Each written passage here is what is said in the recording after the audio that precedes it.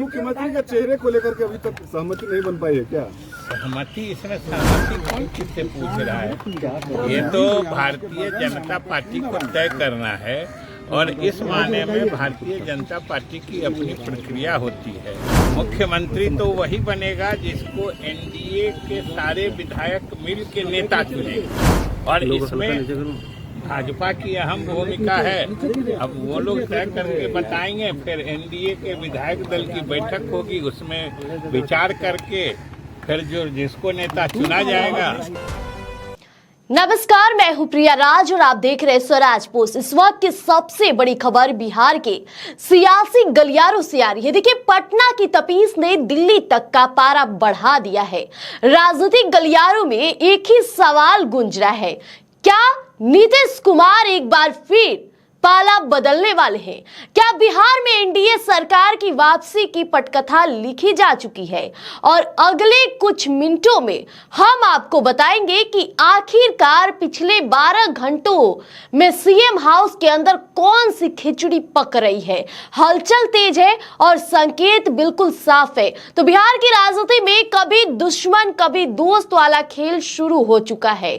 सम्राट चौधरी, जो कल तक नीतीश सरकार पर तीखे हमले करते थे, पिछले 12 घंटों में दूसरी बार मुख्यमंत्री आवास पहुंचे हैं। उनके साथ विजय चौधरी भी मौजूद हैं और करीब 20 मिनट तक बंद कमरे में बातचीत हुई है। यह सिर्फ शिष्टाचार मुलाकात थी या फिर नए गठबंधन पर अंतिम मुहर? इस सवाल ने पटना से दिल्ली तक खलबली मचा दी है। और इसी बीच जदयू के संकट मोचक माने जाने वाले संजय झा ने भी मुख्यमंत्री से मुलाकात की है, जिससे साफ है कि जदयू के भीतर भी बिसात बिछाई जा चुकी है। मीटिंग के बाद जब मंत्री विजय चौधरी बाहर निकले तो उन्होंने सधे हुए शब्दों में जो कहा, उसने पूरी कहानी बयां कर दी। उन्होंने कहा, ये तो बीजेपी को तय करना है, उसके बाद एनडीए की बैठक में सहमति बनेगी।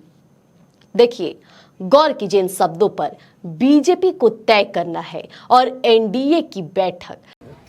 सर, नई सरकार का गठन कब तक हो जाएगा? हो जाएगा, आप सब लोग को मालूम है। अब यही कहेंगे कि चंद दिनों का इंतजार है, कर लीजिए सब्र से। नीतीश कुमार कब इस्तीफा देने जा रहे हैं? नीतीश कुमार भी, अब तो सब कुछ टाइमलाइन आप लोग को पता चल जाएगा जल्दी। खाली मुख्यमंत्री सर, मुख्यमंत्री का चेहरा कौन होगा, इसको लेकर कौन होगा? सर, मुख्यमंत्री का चेहरे को लेकर के अभी तक सहमति नहीं बन पाई है क्या? सहमति, इसमें सहमति कौन किससे पूछ रहा है? ये तो भारतीय जनता पार्टी को तय करना है और इस मायने में भारतीय जनता पार्टी की अपनी प्रक्रिया होती है। उनकी अनुशंसा पर एनडीए के विधायक दल नेता चुनेगा। मुख्यमंत्री तो वही बनेगा जिसको एनडीए के सारे विधायक मिल के नेता चुनेंगे और इसमें भाजपा की अहम भूमिका है। अब वो लोग तय करके बताएंगे, फिर एनडीए के विधायक दल की बैठक होगी, उसमें विचार करके फिर जो जिसको नेता चुना जाएगा वो मुख्यमंत्री। नीतीश कुमार आखिरी कैबिनेट जो मंगल में होने वाला है वो करेंगे कैबिनेट होने की संभावना तो है, लेकिन अभी तय। यह वाक्य देखिए सिर्फ इशारा करता है कि अब गेंद पूरी तरह से भारतीय जनता पार्टी के पाले में है। हमारे सूत्र बता रहे हैं कि पर्दे के पीछे की डील फाइनल हो चुकी है, बस आधिकारिक मुहर और सही वक्त का इंतजार है।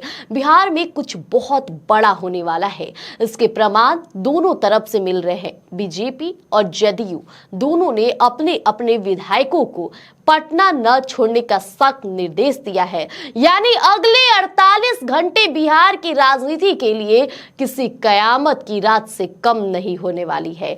पटना की सड़कों पर रातों रात पोस्टर बदले जा रहे हैं जो आने वाली नई सरकार की दस्तक दे रहे हैं। अब बात करते हैं उन तारीखों की जिस पर पूरे देश की नजरें अभी टिकी है। हमारे पास जो अपुष्ट जानकारी आ रही है उसके मुताबिक बिहार का सियासी कैलेंडर कुछ इस तरह दिख रहा है। 14 अप्रैल मुख्यमंत्री नीतीश कुमार राजभवन जाकर अपना इस्तीफा सौंप सकते हैं।